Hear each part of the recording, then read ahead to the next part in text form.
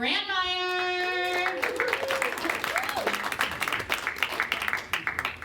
That boy's funny. Good to see everybody tonight. What did I miss over here? Yeah, I know I look like I just got done writing a manifesto, I understand.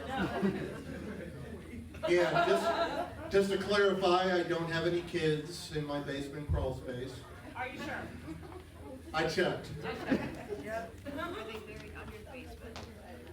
No, they're not. So they're in the backyard. I spend a lot of time telling people that, no, officer, there's no kids down there. I hear the word creepy thrown around a lot, and I'm not terribly fond of that. I prefer to think of myself as a people-watching enthusiast. I mean, for some people, the camera adds 10 pounds. Apparently, for me, it adds a trench coat, a rifle, and an ice cream truck.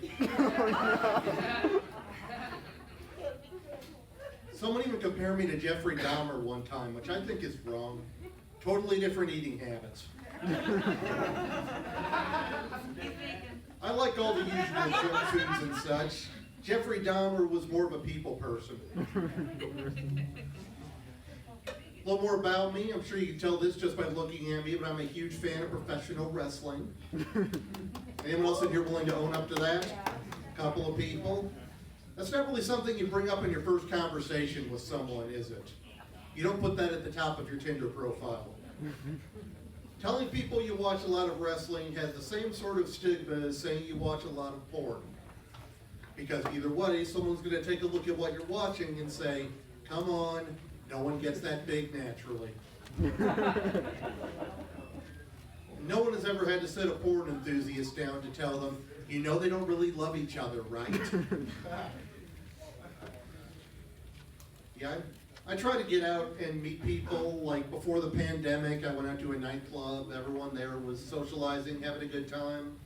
I was trying to beat the high score on the Pac-Man machine, which is a joke. Of course, I beat the high score.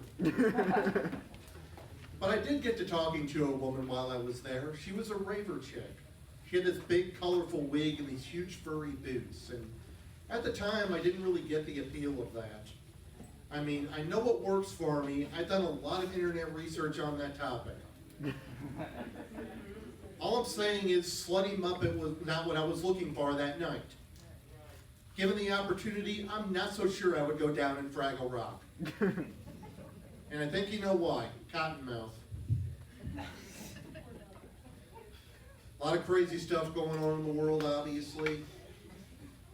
I remember seeing a news story one time that it was about a kidnapping, which I didn't do, by the way. But the news crawler caught my eye. It said the kidnapper had a crush on the teenage girl he abducted.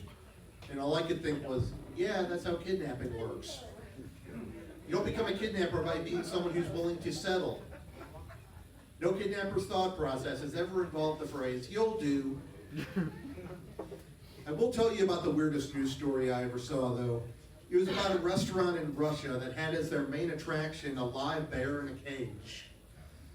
Sure enough, a woman decided to reach into the cage to try to pet the bear, and the bear ripped her arm off. That is a terrible story. But when I thought about it, I realized that in Russia, bears have the right to your arms. Can you imagine if that would have happened here in America? That woman probably would have tried to sue the restaurant. I think that would have been a pretty quick case, though. Your Honor, the defense calls Charles Darwin to the stand. I think we can prove this woman's level of intelligence single-handedly. That's going to do it for me, everybody. I'm Patrick. Thank you very much.